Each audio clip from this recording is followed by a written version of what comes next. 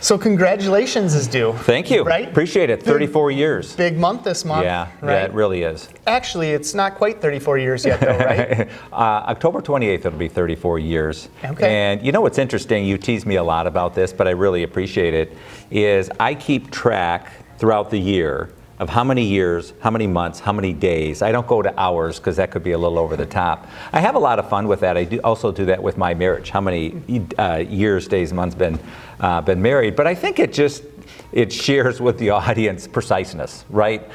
Some people are like, oh, I've been in business for 30 some years. Well, that's a pretty big deal. Like, you should know exactly what it is. Or I've been married this many years. So I was having fun with it, keeping track, to the month and to the day, and I'll continue to do that. But I think it just has some fun with the preciseness of our business, right? Yeah, it's definitely stands out, right? I've been with you many times as you shared that with people. You get a smile, a little bit of a laugh, a little bit of eye roll, like, really? Yeah. But the reality is it's memorable. Yeah. And it stands out. And Yeah. you're not a guy that doesn't like to stand out. I like to stand out. I like to stand out. Actually, early on in my career, I wanted to blend in. Early on in my career, I wanted to be like everybody else and just blend in. But as I've realized the large impact, like impacting 1 billion people, if you are going to impact, we are going to impact 1 billion people, you have to stand out. You have to be bold. You have to go a little bit against the grain from time to time. And that's how you get people's attention so you can have an impact on their lives. I will never forget this. I remember it's when I first started working here, and we ran a very bold campaign called WTF. Yes, right? yeah. Why Tranel Financial. Yes. And I'll never forget that. We put that on the sign, and we got some. We got calls right away. We got calls right away, didn't we? And I'd be like, what do you think it is? And they're like, I think that's a bad word. I'm like, no, why Tranel Financial? Yeah, but that was a bold way for us to get the attention of the community here and pay attention to us, so we can have their attention and sit down and talk about getting to their ideal financial life. Yeah, I still have that shirt, by the way, and I wear it, and people laugh at that when they read the back because it says Why Tranel Financial. So 34 years, right? Yeah. And I don't want to minimize that because there's not very many businesses that even get past 5 years, let alone to 34. We're proud of it. So when you first started this, let's take a look back. Yeah. Okay. Where did you think you were going to be when you were first starting this out? Yeah. So early on, when I started out, I had a mortgage to pay, and I wanted to just provide for my family. And candidly, I had some gifts of solving problems, good with math, that blended really well with my interpersonal communication skills and just loving to meet with people. And so at first it was just like, I love this and I want to make a decent living. Honestly, that's really where it was. And I didn't have this grand vision of managing over $1 billion, of having team members, multiple companies, all this different stuff.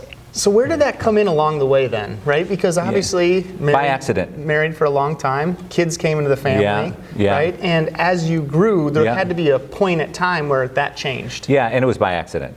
Interesting. Yeah, it was by accident. So I think I would call it being an accidental manager, an accidental leader, because of my success and passion in meeting with people, I created a lot of messes on the back end. Meaning that I made promises, and I wanted to keep those promises, and my influence of clients was so great that I couldn't do it myself. So I brought on team members, I brought on bigger buildings, we brought on technology, computers. Remember the early days, we would print off the computer for the week and then someone else would schedule, and we'd have to go print off another one and hand it out to everybody so they knew what my schedule was. It was crazy, right? So a lot of where we're at today was just a continued vision or passion beyond just who Roch Tranel could personally help with their finances, to I can train other people to do this exact same thing that are as passionate as I am, and we can multiply our impact that we're going to have.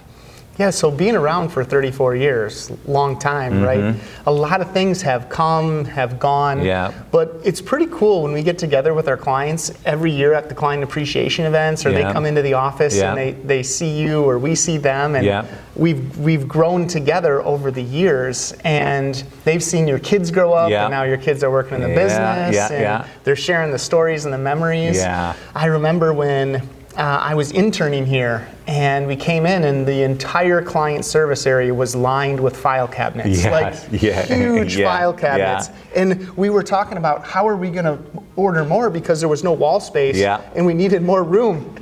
And I remember it was like, we're going digital. Like, boom, just like that, we're going digital. So sometimes, right, by default, you're like, got to make a decision, we got to do this. And it makes changes happen. Yeah. What are some of the... Let me share a funny story around that, because that's interesting, because I had a hard time. It feels like once you're at 34 years looking back that a lot of these hurdles were easy. But the file cabinet thing is a funny thing, because the team was attached to the paper. Like the paper was their comfort. It was a folder. You pulled out the folder when the client came in, and we were like, we have to go digital. We'll have to have a warehouse for all these files, right? Wouldn't do it. I remember what I did is I had someone come in on the weekend, put all the file cabinets in the back, and I hid them and didn't tell anybody where they were. And it was like, we have to go digital, like Monday. Right now we're going. Eventually, of course, I told them where the file cabinets were. But that was the point. They were like, okay, that was not an accident, right? That growth was not accident. That growth was intentional, right? We have always been ahead of the curve as a company on everything that we've done. Like literally ahead of our industry, whether it's the first to buy a building, the first to have our own website, just the first. We've always been ahead of our industry, and it makes me feel proud that we've almost been a leader in our industry, where a lot of other financial planning firms have mimicked or copied what we've done, and I feel good about that. Honestly, I do, because it's helped the whole industry become better. Yeah, you got a great vision. You're a tremendous visionary, and I give you a lot of credit for seeing things before they're ready, right? Yeah. And I think that by you dripping on these ideas, these thoughts of this is the way we have to go, it almost is preparing us in a way to take the steps to explore, be curious about how do we make this work, how do we put this together. I remember when we first were going digital, right? So talking about paperwork, we're in a very paperwork intensive industry. Yeah.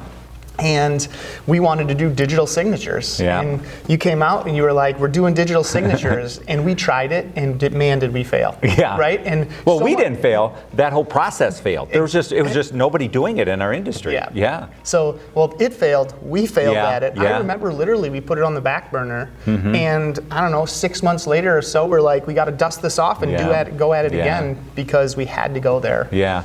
I think that your and our ability to work together has always been, I've had a good vision about what the future should look like, but you have a great expertise in executing on that, right? And staying with it and staying with it and staying with it. You have a tremendous skill, and I appreciate that. Yeah, I think we complement each other really well, right? I would definitely You agree. can't have two people that are just thinking about how great the future is going to be. They're just like the fun party goers. You got to have somebody that's going to go out and get all the drinks and all that sort of stuff, and make it happen. Share that story, actually, because early on, I remember you sharing a story with me when you started, you hired a lot of those people. Well, what was interesting about that, Cody, was as an early leader, accidental leader, needing to bring on people to support, the success that I had,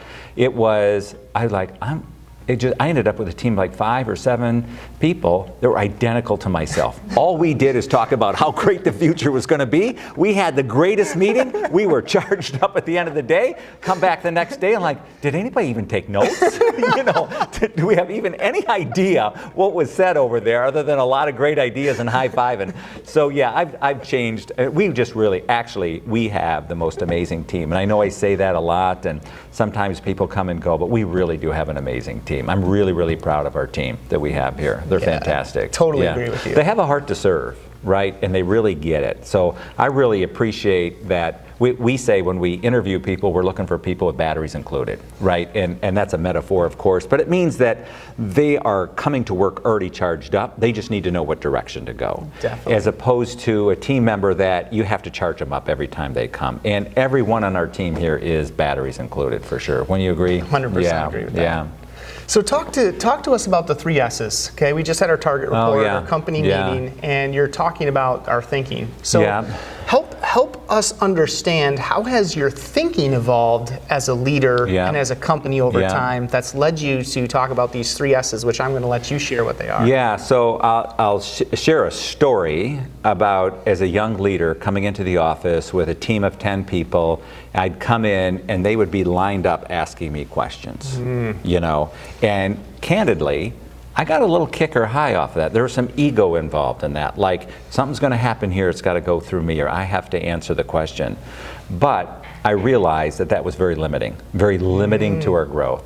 So I got this concept in my mind about having the company be self-managing, right? No lining up at the door for Roch to come in so you could ask him questions. Self-managing, self-multiplying. We wanted our process, our service, our delivery to be so strong that people would want to refer other people to it, and then self-motivating. Like it would be, you're excited to come to work today, right? That's the environment. We're helping people get to their ideal financial life. We're not making widgets that we have to sell to somebody that they already have 5 widgets. This is something that's very, very unique and very, very powerful. So I can't tell you how proud I am. So it's self-motivating, right? That's the third one. The middle one is self-multiplying. And the first one is self-managing. So when I think about that, it's like, I know what to do. You've told me what to do. I've got batters included. I'm just going to go do it. So you shared with us kind of where that started with line out your door. But I guess help me understand, how did you get comfortable with that? Yeah. Right? So going from the guy that has all the answers to letting all that go, I'm sure that wasn't an easy transition. Yeah. It was probably a couple events of missing some opportunities. That's what sparked that, because you can get real comfortable, live on that egotistical, I'm the answer, I'm the final door somebody has to go through. But I think it was just I'm missing too many opportunities, and if I'm going to serve the people that we want to serve as a company, I have to get over that, and we have to get to the next level. Yeah. I think that was the thinking. Yeah, and I think you do a phenomenal job of continuing to focus on the bigger future. And you don't let some of those small things along the way, you don't get caught up in them. If you don't get caught up in them along, right? Yeah. So it's like, yep, that happened, move on, how do we fix it so that doesn't happen again? Yeah. And you're constantly just helping put in perspective that box top, so to say, that vision of the future of what does that look like to keep everybody looking forward and moving forward. I think that skill was developed with meeting with clients.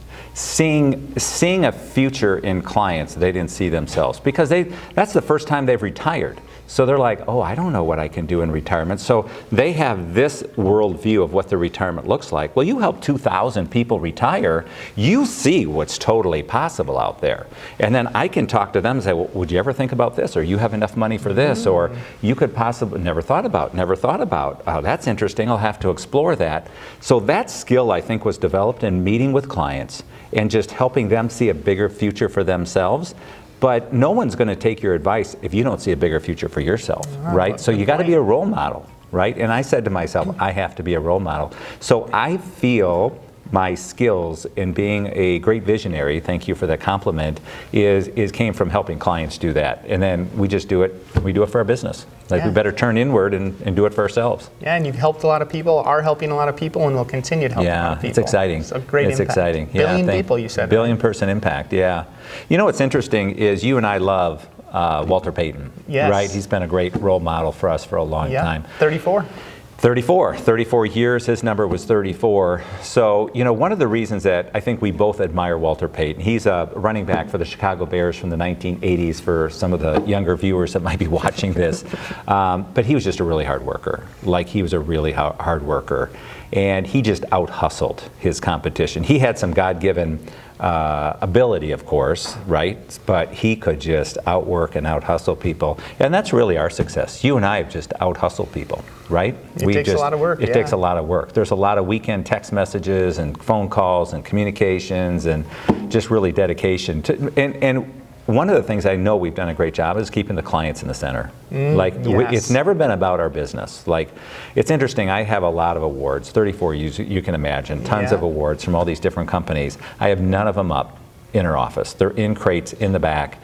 I keep them for keepsake purposes, but I don't display them because I don't want someone to come in and say, you're doing this for this external gratification. This external award has nothing to do with that. And I don't have anything against companies giving us awards and recognition. I realize it's important for some people, but I always want to, if you remember in our other office, we had pictures of our clients everywhere. That's the reward. The reward, the external gratification that you're doing something really, really well. So that's where that's at. Yeah, crazy impactful to help people. Yeah, thank you. Yeah.